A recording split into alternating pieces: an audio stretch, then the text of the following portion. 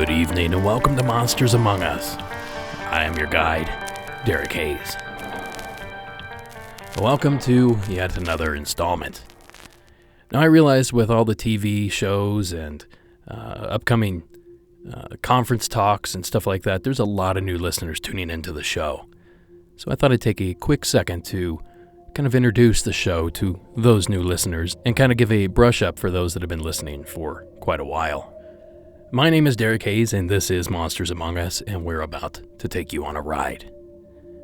Each week, this show features 6 to 10 authentic, listener-submitted stories, with subjects ranging from Bigfoot, aliens, to ghosts, doppelgangers, and UFOs. Now, to the best of my knowledge, each and every call that I play is true and genuine. So, that is Monsters Among Us in a nutshell. And without further ado, let's demonstrate a little of how it works right now. Our first call of the evening comes to us from my state of California. The following was submitted by David.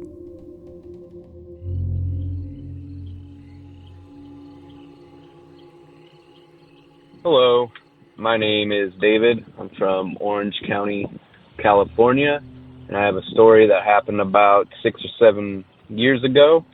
It's about some sewer spirits.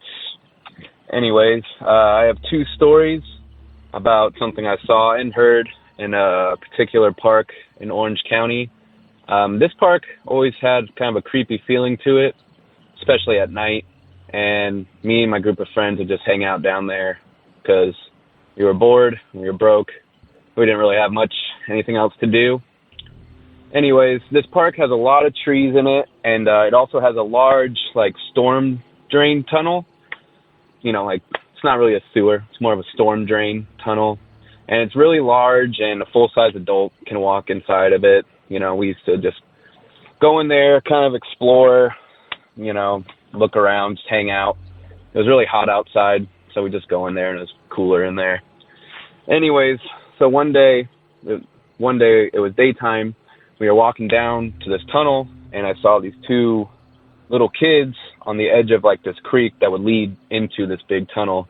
There was a boy and a girl, and they were just hunched over, looking into the river. They were about 20 feet away from me, I'd say. Anyways, so I turned around. They caught my eye, and I just turned around, thought they were just kids, and then I looked back, and they weren't even there, and they just disappeared, just vanished. And that was just really strange. I asked my friend, do you see those kids? And he said, yeah, I did. I'm I don't know what happened to them. I'm that was weird. We just brushed it off. So anyways, we just kept visiting this park over the summer months. And one time we went inside this tunnel, and I had this little app on my phone. It's called Ghost Radar. I think it's still out there. Still probably on the app market. And I don't know if you're familiar with it. It's just a little radar, and it's just a toy, and it'll show you a red orb or a green orb that might be close to you. And then, supposedly ghosts can use your phone to generate a word at a time in order to speak to you. So I thought it'd be funny, and we just loaded it up, and we started asking questions. And one question was what's your name? And it said Ray. And we all just kind of looked at each other wow, that's pretty weird. So anyways, we kept asking this thing questions, and we said, why are you here? Where did you come from? And it one word at a time. It said mission, and then it said ranch, and then that was it. And we're like, oh, okay, that's kind of weird. And we made a connection because, Southern California, most of California is known for our missions, the Catholic missions. And Orange County in particular had a lot of haciendas and ranches in the 1800s and late 1900s. So that was pretty weird. It could have been a coincidence, and maybe we just made that connection, and that kind of freaked us out. But anyways, we kept asking questions. It didn't say anything. And then a couple of minutes later, it said storm and then run. And so that freaked us out. So we decided, all right, let's get out of here. So we started walking out of the tunnel. And now it's starting to be like around 5 o'clock. It's getting dark. So we're heading out of the tunnel. We've been in there for probably about an hour. And so we're heading out. And as we're walking out, I hear a really loud whisper in my ear that said, hey. And I turned around and looked at my two friends behind me and said, did you guys say anything? And they said, no. And I said, did you hear that?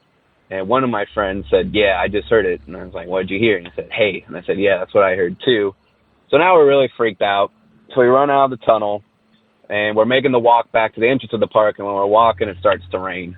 And so again, that we get a little freaked out. We're like, oh, the app told us it was going to rain, and the storm and to run, and now it's raining. And we're like a little freaked out about that. And so yeah, we left, and we went back down there, and never had really anything else happen. And yeah, I don't know. It's just kind of an interesting, weird story. And I forgot all about it until recently. Unfortunately, a body of a young girl was found in that park, and she committed suicide. And then it was on the news, the local news. And then all these memories kind of came back to me. Anyways, I just wanted to say again that when both of these incidents happened, we weren't under the influence of any drugs or alcohol or anything like that. We were completely stone cold sober. And yeah, it's just weird, interesting story I thought I'd share. Again, thank you for your show. I always enjoy listening to it at work. Thanks for your time. All right, bye. Thank you, David. Now, coincidentally, I also heard a disembodied voice once say, hey. This happened shortly after Sarah and I moved into our first apartment together. I had just woken up and was laying in bed, trying to muster up the courage to get up. And clear as day, next to my side of the bed, I heard a voice abruptly say, hi. And oddly enough, there was no other odd activity that we experienced in that apartment, other than astronomically high rent and terrible neighbors. Thank you again, David, for taking the time to share your story. Moving right along here, we're going to head up to the state of Idaho. The following was submitted by Katie. Hi, my name's Katie. I live in Idaho. I'm originally from Michigan, and that's where this story actually takes place. I was 11 years old, and I just talked to my brother about this to make sure that he remembered it without telling him what I was getting at. So here it goes. We lived in this place called Elma in this nice trailer in a nicer trailer park, and there was nothing really weird about it. We saw it when we moved in. We lived there for about a year before some odd things started happening. I had the big bedroom down near the end, and my brother had one slightly down the hall, and between us was the linen closet and the bathroom. Now, a few nights I would wake up, no particular reason I thought, I would wake up and I would hear the linen closet door open and slam. And I thought it was my brother. But then I realized that right after that, I heard his door creak open because our parents made us sleep with the doors closed in case of a fire. I heard his door creak open, and then I heard him run down the hall. And he came into my room, flipped on the light, and he was all pale and sweaty, and he looked at me, he's like, Katie, was that you? And I lied. I said, yeah, Nick, it was me. Come on, you can sleep in my bottom bunk. And so he did. That happened, I don't know how many times that happened, but it was regular enough that my mom wondered why my brother was sleeping in my bedroom. A few other weird things happened in the house, like my mom and I would be doing chores in the kitchen. I'd be doing the dishes, she'd be sweeping, and a cup flew across the room. The windows weren't open, neither of us had touched it. It had been sitting on the table, and I just remember it was green. I remember it just flying across the room. My mom and I looked at each other, kind of giggled nervously, and just went back to what we were doing. This was also the house where I sleptwalked a lot. And if it had just been me, I'd have been like, well, maybe it was just my imagination. When I sleptwalk, I would deliberately open the front door, just the front door. I would unlock it and open it. And then I would go back to bed. And I didn't remember doing it. And one night my mom stayed up, and she saw me do it. Just open the door. And I remember dreaming about doors. But, kids who sleepwalk, they don't remember doing it. She woke me up. And after she woke me up, I never sleptwalked again. Strange things kept happening in that house until we moved out a few years later. Nothing bad. Nobody got any strange bruises or anything, but just these things opening where they shouldn't, slamming, moving. Anyway, love the podcast, and I look forward to listening to more episodes too. Thanks. Thank you, Katie. You said something interesting there, talking about the sleepwalking. Now, this is something that I've never thought of and obviously never put two and two together. But you'd mentioned that the only time you've ever done any sleepwalking was while you lived in this potentially haunted house. That has me wondering if there's a correlation there. Now, this is simply me spitballing here, but could sleepwalking somehow be influenced by a spirit or influenced by an entity? I don't really have any evidence or even anecdotal evidence to support this other than what Katie has said here in her call, but it is something that's certainly triggered some interest in me. I'm going to do a bit of research, and if any of the listeners out there actually know of any correlation between sleepwalking and paranormal activity, please shoot me an email, let me know. Now, there may be absolutely nothing to this, but the other side of the coin, we may have just uncovered something. Thank you again, Katie, for taking the time to share that inspirational call. So what do you say we change things up a bit here? Let's move on from the ghosts and ghouls. Maybe investigate a little spook-a-lite action. The following story comes to us from Frankie in the state of New Hampshire.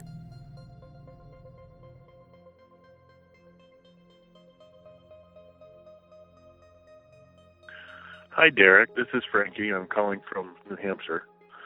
I have a story that happened back in the mid-'80s, probably around '86.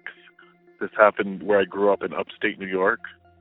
It was a summer day. It was a bright day. I remember that. And we were at my cousin's house, the family was, and there was kind of a backyard barbecue hangout thing going on, and everyone was behind the house. And I happened to be, for some reason, alone on the side of the house doing whatever I was doing, just walking around or whatever. And I happened to, when I looked up, I saw this light, which was strange because it was such a bright sunny day, but this light was very bright and it was moving. It was headed directly at me.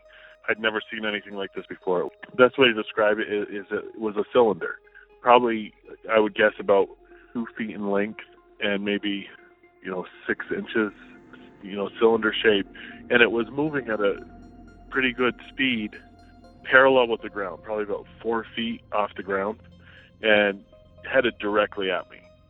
I didn't even have time to think about moving or anything. I was just, what is this thing? And it came at me, went kind of beside me, like it was a foot away that it passed me. And by the time I turned around, it must have already gone into the woods because there was woods behind the house. And I tried to figure out what that was. It didn't make any noise. I didn't feel anything when it went by me, but it was, and as it traveled also, it was flipping end to end, like spinning as it traveled, very parallel, very straight, like it had a direct path. So I didn't say anything to anybody because I couldn't figure out what I had seen, and I didn't think they would believe me. I was a teenager at the time, and so I kind of, just thought about it for a while and kind of went on my way, and come to find out, I'd moved away later as I got older. And about 10 years later, I had gone home to upstate New York again to visit family. And I was having dinner with brother and his wife. And we were just chatting about things, and they told me, we've got to tell you something that happened to us recently. I said, what was that? And they said, we were driving home at night, and the roads up there, it's not very heavily populated. A back road, trees on both sides, there's no streetlights or anything. And they said they were driving home, and they saw coming from the other direction this light. And they said it was moving pretty fast, and they thought it was a motorcycle because it was a single light. And as I got closer, they could see that it was spinning, and they went on to describe exactly what I had seen. And they said it came directly at them and went like right over top of their car and kept going. And they described it exactly as I remembered what I had seen. And I told them that, and, it had been 10 years since my experience, and none of us, the three of us, could even begin to figure out what it could have been. But I thought it was interesting that it was in the same general area. So if you have any ideas, or if there's anybody listening that might know what that could be or has seen something similar, I'd really like to hear it. So thanks a lot. I hope you are interested in that story. I just started listening to your podcast. I really like it. I hope to hear more interesting stuff. Have a great one. Bye. Thank you, Frankie. Now, this story reminds me of a tall tale, we'll call it, that I remember reading about in college. You see, I went to school in Northwest Ohio. And for those of you that live in Ohio or from Ohio and have interest in the paranormal, you may be aware of a book series known as Haunted Ohio. Essentially, it's a 3-book series, I believe it's 3 books, full of short stories from around the state. And I remember being in college, new to the area, as I grew up in southeast Ohio. New to the area, I busted out these books and said, I'll do some investigating. And that's when I discovered the Headless Motorcyclist of Elmore. For more on one of my favorite paranormal stories, the following clip was taken from Tanya Schauwecker on YouTube. A long time ago in Elmore, Ohio, not too far from here, the legend of the Headless Ghost Rider began. According to many, the legend is absolutely true and goes something like this. Back during World War I, a young man and woman were devastated to hear that the man was drafted and would soon ship off to the front lines.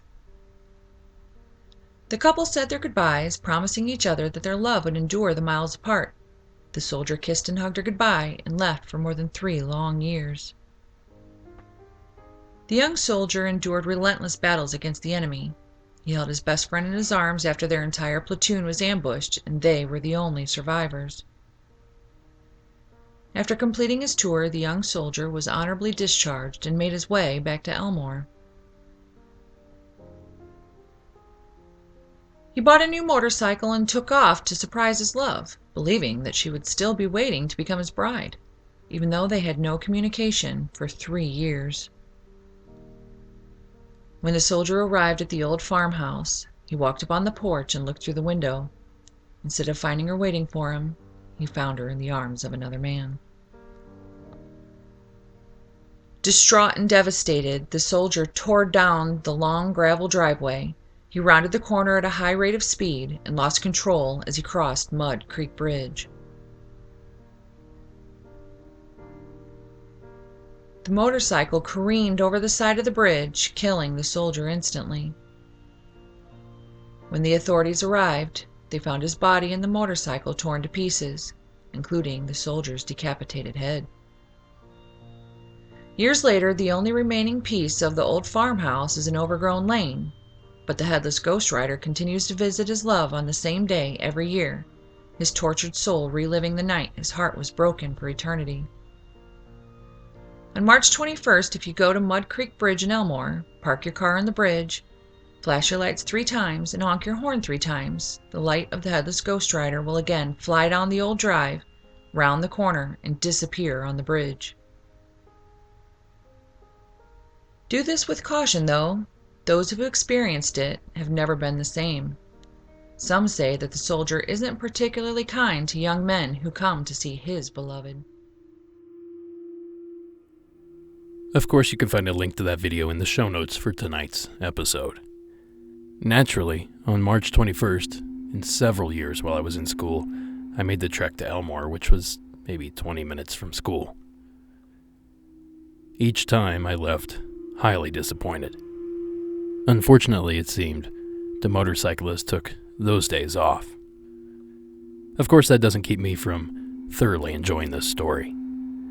Thank you again, Frankie, for taking the time to share yours.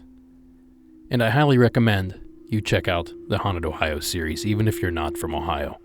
There's tons of great stories included in that book series. Alright, for our next call, we're headed back to the Pacific Northwest. The following comes to us from Dan in the state of Oregon. Hey, Derek and Monsters listeners. This is Dan from Oregon again. And even though I losing my voice, I wanted to call in because I just heard a segment on Season 7, Episode 2, after finally catching up with all of the middle episodes. Anyway, a caller related a story about, I think he said it was his great-grandfather, who was a very hateful man, and they tried to get him to repent and come to the Lord before he died, and he refused and said something about, it's time for me to go with that old dog or something like that. Heard barking outside, saw the dog outside, and then he died right when they saw the dog. And you said that came up, Derek. You said that came brought up something in your mind, and it definitely brought up something in my mind as well. A story from when I was growing up. A very respected, larger local ranch-owning family told this story a lot, and one of the younger sons was really close friends with my stepdad, and the whole family told this story, but he told this story a lot. Anyway, his grandfather and grandmother apparently were very, very close, soulmate sort of people, and she passed away before him, which, as we know, is the more rare of the situations when it comes to relationships, the woman dying before the man. Quite sad. And anyway, her request was to have her body cremated, so they did that. And at the reception afterwards, celebration of life, whatever you want to call it, as the families gathered around him, essentially he said, everybody's always known that I can't live without this woman. And basically, I love you all and goodbye. And he opened the urn, dumped the ashes over the top of his head, and died on the spot. Like I said, the whole family told that story forever and ever, and it might seem sad because of death or whatever, but I wanted to share it because I always thought it was one of the most beautiful stories I've ever heard. Keep up the good work, everybody, and hopefully all of us find that kind of love someday. Take care. Thank you, Dan. I agree. That is beautiful. It's also intriguing. I can't help but wonder, how did the man die on cue? Do we have that ability? Is that something that we're each ingrained with? The ability to know when it's time and simply flip that switch. And there's also something to be said about a broken heart. Anyone that's familiar with the history of tragedy, shipwrecks, disease, famine, that sort of thing, they can all quickly tell you that the number of people that have died of a said broken heart is quite high. And as tragic as that may be, as Dan said, there's something beautiful and peaceful about it. So thank you, Dan, for taking the time to share that not so much scary, but certainly intriguing story. Alright folks, it's that time of the evening. I'm going to hit up a few announcements. For you Patreon supporters, this weekend is your lucky weekend. The Paranormal News of April episode will be dropping most likely Sunday evening, so keep an eye out for that. And if you're not a Patreon subscriber, simply visit www.patreon.com and search for Monsters Among Us podcast. A $4 monthly pledge gets you access to not only 2 new episodes a month, but all the back catalog as well. And a huge thank you to all those that have already contributed. As I teased last week, the new t-shirt design is about a week away from unveiling. I'm getting everything locked down and getting ready to place that order. So if you're looking for some new t-shirts, now's a good time. And for those of you that have been asking me about the Mirrored Men shirts, those will be coming back as well. Probably at the end of this month, I'll be placing that order. And of course, I am still working on the sweatshirt pre-order. If you have a story to share, please call the hotline at 1-888-608-NIGHT. That's 1-888-608-6444. Now keep in mind, I'm now accepting Hometown Legend submissions for the Season 7 finale. So if you have one of those to submit, now is a great time. And if you could, please mention early on in the call that this is for the Hometown Legend segment. That way it makes it a lot easier for me to pull those calls from the hundreds that I receive monthly. And the last thing I'd like to touch on is I've received a handful of emails over the past couple weeks about whispering voices in the background of the show. I am aware of this, and it is part of the background music by Coag Music that I use. From time to time, he seems to sprinkle in some, creepy whispers and stuff like that. It's extremely effective, but a lot of people have caught it, and I'll say it's very observant of you guys to have caught that. But that's what it is. It's simply background music. Now, I do my best to try to cut that out, but the show is an hour long, and sometimes I miss a clip or two here and there. So, my apologies, but if you hear anything strange in the background, it's most likely part of the background music. Alright. What do you guys say we get into the back end of this? To kick that off, our first call comes to us from the state of Illinois. The following is Raphael's call. Hey Derek, how you doing? This is Raphael from Chicago. I love your podcast, man. Keep it up. I'm a Lyft driver and my passengers love it.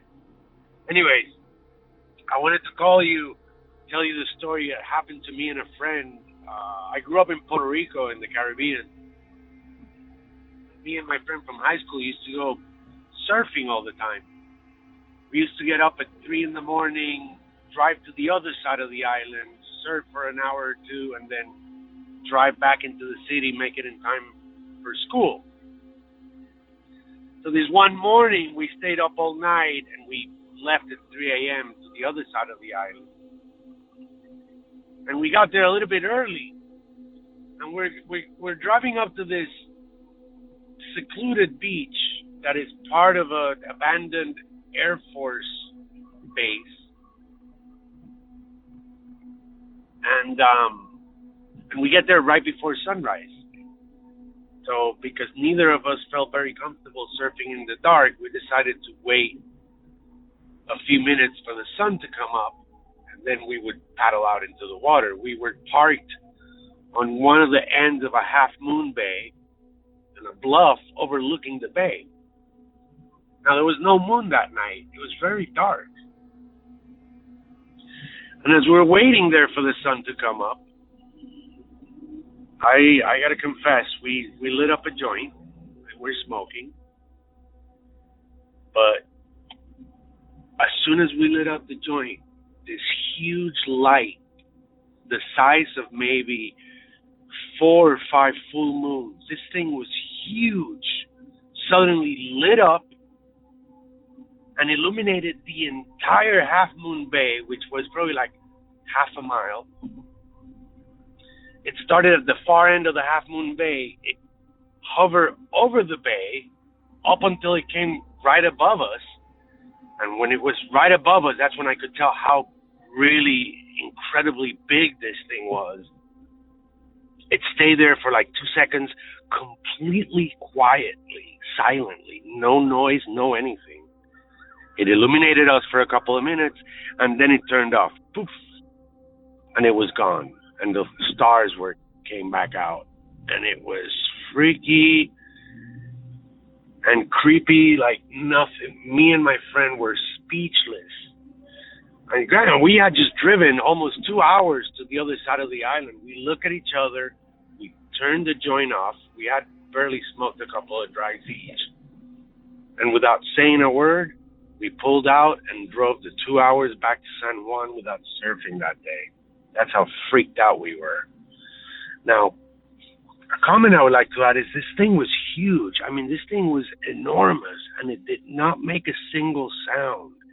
And it irradiated such a luminous light that it lit up the entire beach. It was like having not sun out, but it was so bright out. It just freaked us out.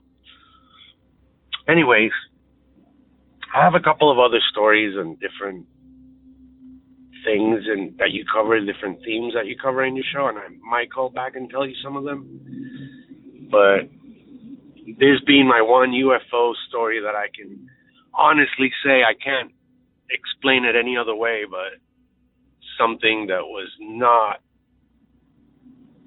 man-made. I mean, and remember, I forgot to tell you, I'm almost 50 years old. This was in 1986. Now, back then, it didn't seem like anything that was possible with the technology we had back then, especially because it was so quiet and it was so huge. Anyways, that's my story. I hope you can use it. Keep up the good work, my man. Take care. Bye. Thank you, Raphael. And thank you so much for sharing the show with your passengers. I can only imagine what they think when they unexpectedly hear some of these phone calls. And also, Raphael, you called in with a footprint story a few weeks back. Incredible story, but unfortunately, it was cut off. So if you could resubmit that story, I'd love to play it on the air. Thank you for submitting that, and I gotta say, you're right. 1986, Puerto Rico, it does lend a little clout to this UFO sighting. It certainly wasn't a drone or anything like that. Thank you again, Raphael, for taking the time. And while we're on the subject of failed submissions, a couple weeks ago, maybe a couple months ago at this point, I had mentioned that a call I received from the state of Arkansas was too distorted to use on the air, so I implored the caller to call back in. Well, lucky us, Mark did just that. The following story, one that's quickly becoming one of my favorites, comes to us from the state of Arkansas. And the following is Mark's tale.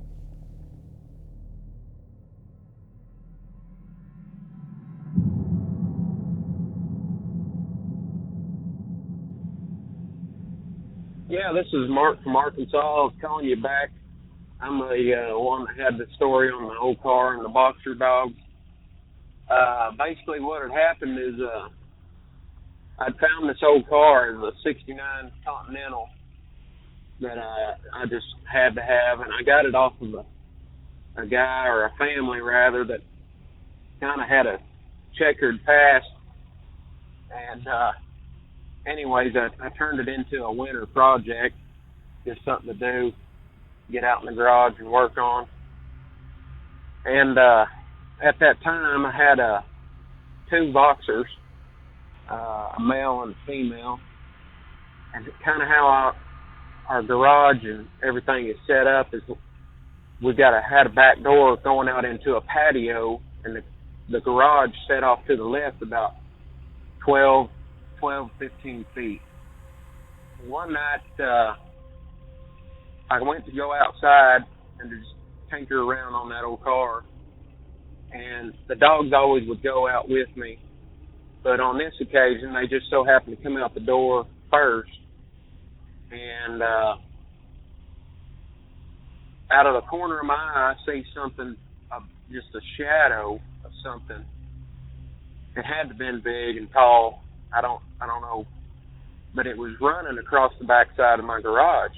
And so I thought, well, somebody's trying to break into my garage, And I took off running at it, but the dogs already had seen it too, and they had beat me by at least 10 foot and were chasing this shadow around the corner. Now, to kind of give you a layout, we had about a half-acre yard and had a 4-foot-tall chain-link fence going all the way around it. And I couldn't have been more than 1 or 2 seconds behind the shadow, and the dogs were right on it. And when I rounded the corner of that garage, I was expecting to see somebody jumping the fence or something, and I didn't see a thing. There wasn't nothing flying off in the air. There wasn't nothing crossing the fence. Well, the dogs were in the corner looking out towards the road in front of our house.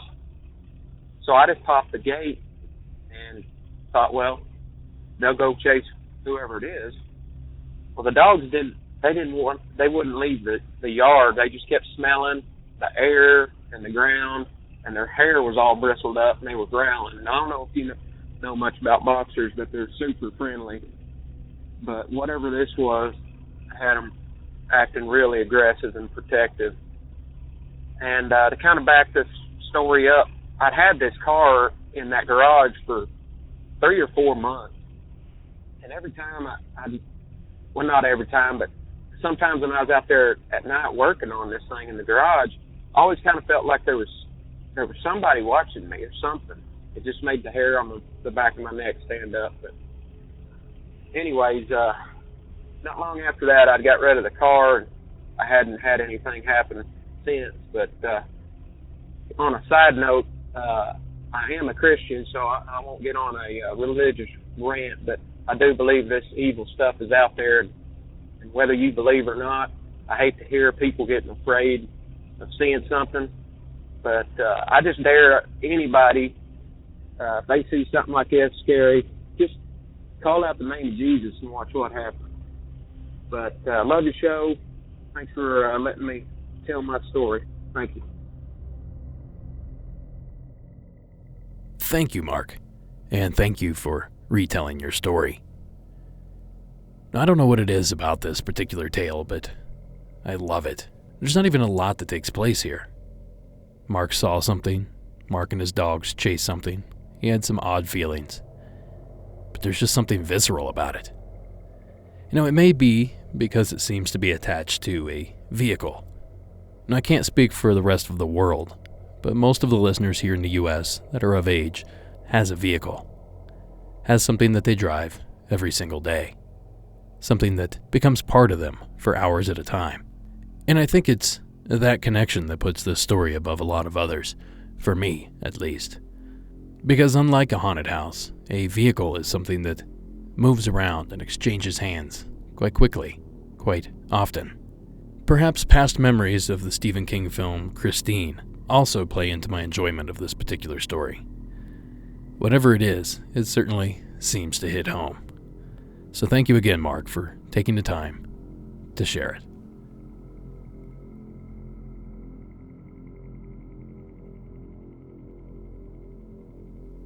Our next call of the evening takes us back to the state of New Hampshire. The following comes to us from Tamiko. Hi, my name is Tamiko, and I'm calling from North Carolina. I listen to your podcast at work. It helps me get through my day. I binge all day on it. I was calling because I used to work for a Christian organization, which was basically, it was a church. I worked for a church. And we had a funeral. I was the secretary there, and there was a funeral we had for a young man earlier that day. So the church had cleared out, and nobody was there but me, and my office was basically located in the fellowship hall. So as I'm sitting there and the day is going on, I hear the fire doors that lead to upstairs open and close. Now, mind you, these doors are very heavy because they're fire doors. And the doors open and close. I know no one else is in there, so I wait and I listen a little longer, and I hear a chair from the dining room, the dining table that's in the fellowship hall. Chair slides out like somebody pulls a chair out. There's no one in the building but myself. So I get up and I walk out of the office and I look, and the chair is turned facing directly the direction of the office. And I was taken aback because, like I said, we had just had a funeral for a 6-year-old boy. And it scared me. So needless to say, I got up, got my bags, I left, and I exit the building. And I told one of my grandparents, and they were like, when something like that happens and it's a spirit, you're supposed to tell them to go to the light. I didn't have time to tell them to go to the light. I just grabbed my bags and I went to the door. Thank you for listening. Enjoy your podcast. Have a great day. Thank you, Tamiko. Now, unfortunately, I've attended several funerals of younger people, and some of those rather recently. And I can tell you that the energy in the room during the services, the viewing, basically all the events that take place in a traditional funeral, the energy is quite high, and it's draining, to be quite honest. A few hours in that room feels like a month. So the point I'm getting at here is that with all that energy and with all that expelled energy, I wonder if it somehow becomes trapped in the room and manifests itself in moving objects or making sounds. Now, this theory is a bit troublesome because there seems to be some intelligence behind the moving of the furniture and the placement of the chairs. But as any paranormal investigator will tell you, all we can do is make educated guesses at this point, because we certainly don't have anything definitive to go off of. Thank you again, Tamiko, for sharing your story, and I gotta say, I certainly don't blame you for wanting to leave the building.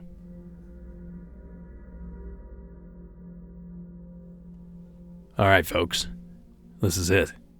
Final call of the evening.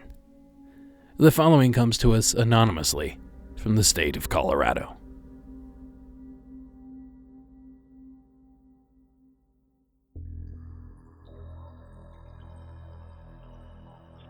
Hey, love the podcast.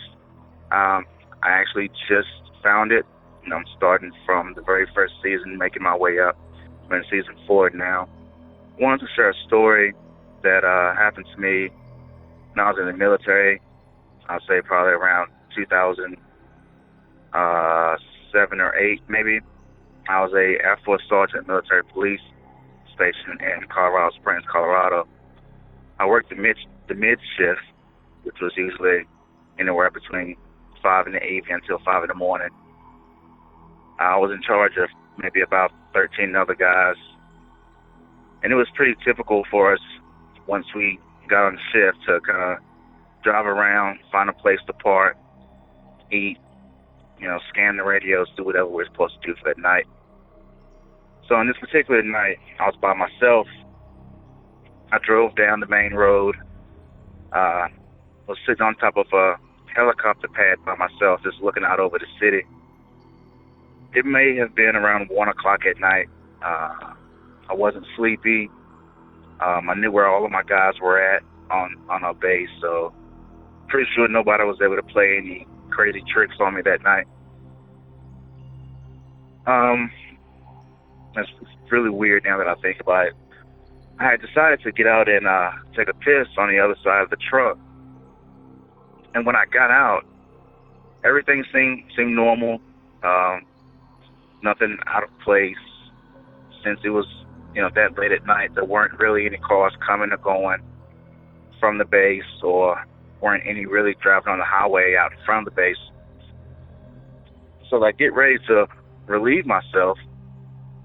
Something tells me in my mind, I guess you can say, to turn around. Now, keeping in mind, the helo pad was kind of on top of a hill.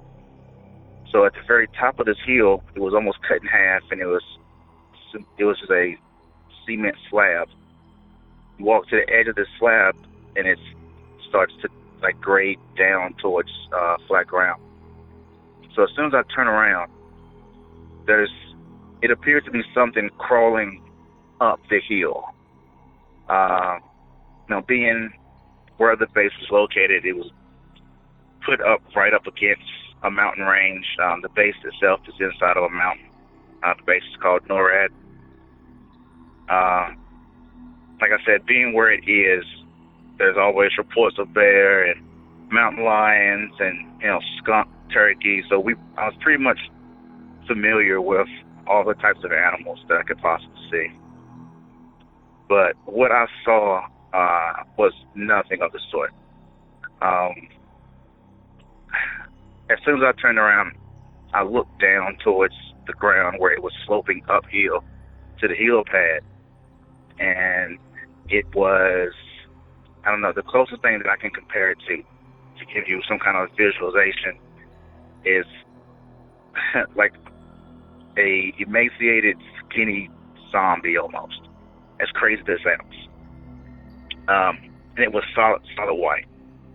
I maybe saw it for, 5 seconds.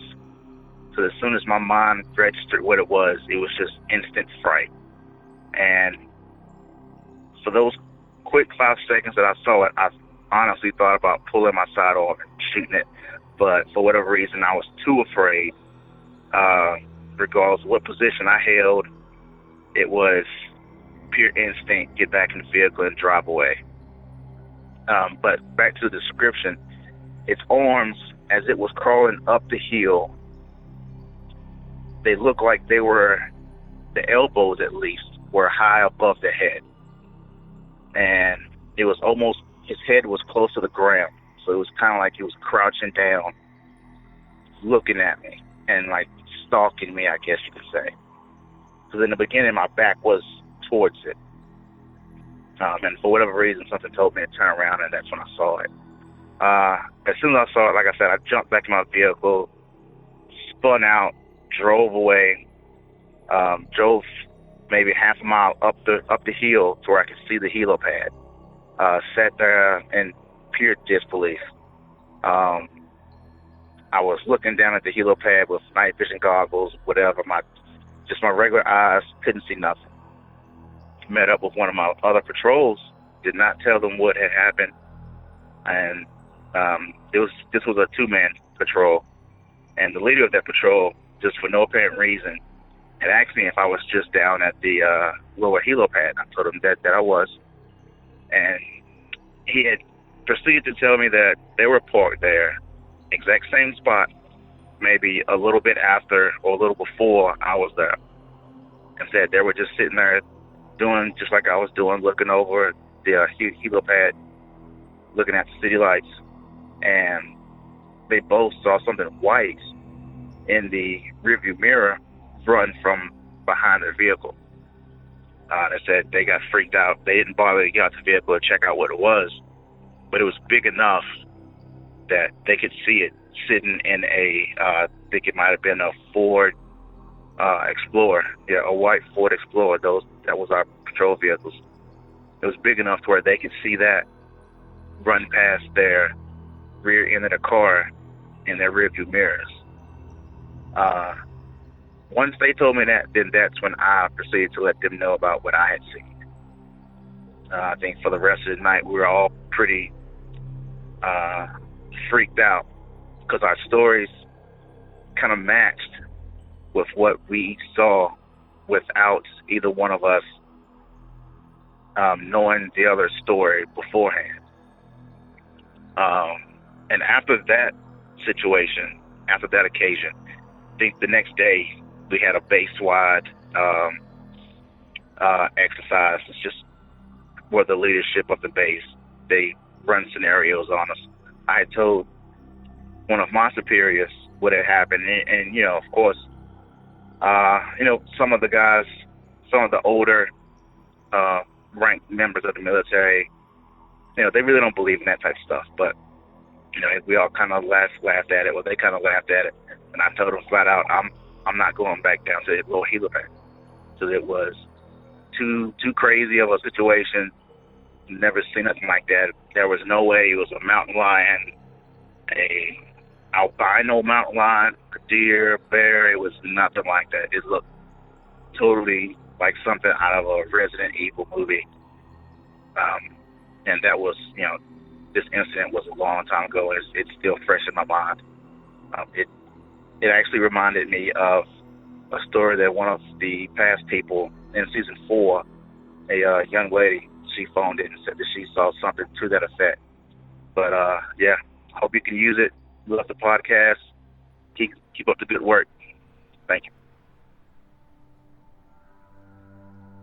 Thank you, caller, for taking the time to share that tale. Now, this one's interesting for a number of reasons. For starters, it's unlike anything I've ever heard. Almost. Of course, if you think about it, there's the Rake, Slender Man, the Wendigo, and even skinwalkers. They all seem to fit the same description. Gangly, scrawny, white. But none of that really helps us put a label on what this thing is. Now, the fact that this took place in Colorado does lend a bit of credibility toward it being some sort of skinwalker type creature. After all, the origin of the Skinwalker legend does come from the West and Southwest. Now, the other aspect of this call that makes it highly interesting is the fact that our caller was a military police officer. I never served in the military, but I have had some experience with MPs, and I can tell you that typically most military police are highly dependable people. So the fact that our caller is claiming this and going out on a limb, despite the fact that he's actually keeping his name anonymous, but he's still going out on a limb to share this story. To me, that certainly says something. Now, I don't think we'll ever know exactly what it is that he and his partner saw that evening, but I can tell you, whatever it was most likely up to no good. Thank you again, caller, for taking the time to share that tale. And that's going to do it for this episode. Monsters Among Us is written and produced by me, Derek Hayes. Additional support is provided by Addie Lloyd, Warren Pon Abbott, and Tony Bell. All audio used in this production is done so under the protection of fair use. And music for this episode was provided by Coag Music. Thank you all for listening, and until next week.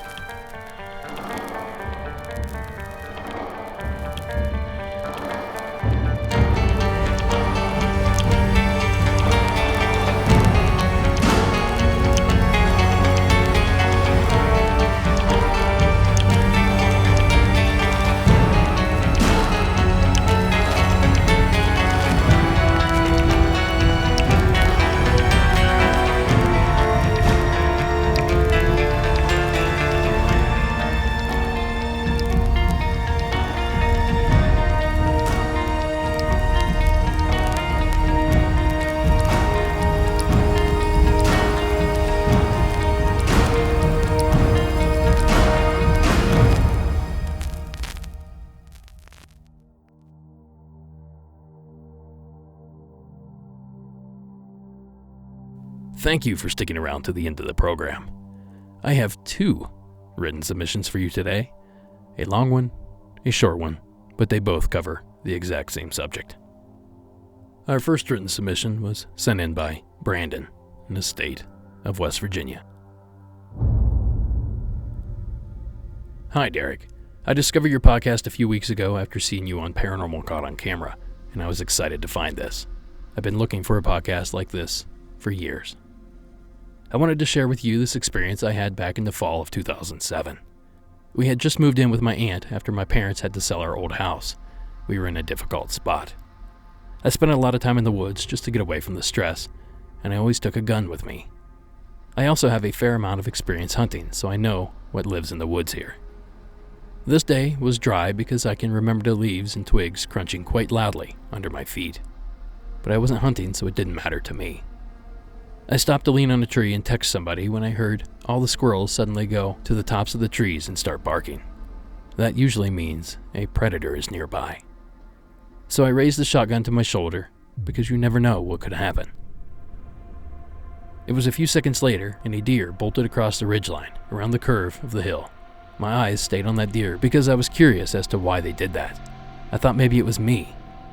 Then I saw this black shape following behind it. Now, at first I thought it was a black bear. I've seen those several times before, and they will usually leave you alone unless they think you have food or they have a cub. So I kept my eye trained on it. It walked out from behind a group of trees, and I see this huge tail hanging low behind it. My brain started to overload from me trying to determine whether or not it was a house cat. But it was just much too large.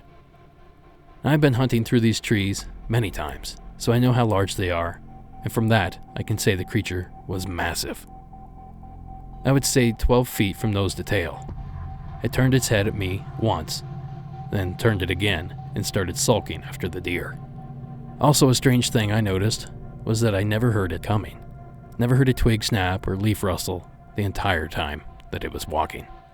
I told some of my friends about that at school the next day, and one of them told me, with a very calm face and tone, that it didn't surprise him because he knows of a family of quote-unquote panthers that live about a mile from there, and kids on ATVs see and hear them quite often. I remember he showed me a blurry picture on a flip phone of a black object in the woods, but you couldn't really make out what it was. I told my wife that I'd like to get a decent camera and go back and investigate. because it's something that has been on my mind ever since. I'm certain if a large team of people came in here with the right equipment, that they would find something. Thank you for your time, Brandon. And not to be outdone, one other story. The following comes to us from Richard in the state of Iowa. Hi Derek, this is Richard from Sioux City, Iowa. I just saw a strange cat near my house. My dad and brother saw it first behind our house on the edge of a little wooded area. They told me which direction it was headed, and I was able to get a look at it when it was about 200 feet away. Its fur was black, and my brother said it looked like a cross between a lynx and a house cat. This cat was big. I'm guessing it was about the size of a bobcat, which is a subspecies of the lynx. I'm not sure what it was exactly. It could have been a bobcat with a black coat, or maybe it was a crossbreed of a house cat and some sort of lynx. Either way, thanks for your time, Richard. Well, thank you both for your stories. And as a witness of one of these ABCs, or alien black cats, I can tell you that it certainly eats at you. My experience happened over 30 years ago, and it's still all I can think about. There's something about these creatures that gets into your head. They're not so whimsical. They're not dragons or Bigfoot or chupacabras. They're simply large black cats. Animals that can be found in numerous continents around the world, just not ours. So perhaps it's that familiarity that makes them a bit special to us. Then again, it may simply just be a call of the wild situation, where it excites us to know that danger and mystery lurk just beyond the tree line. Thank you again to you both for submitting your stories, and thank you for sticking around to the end of the program. Have a great night.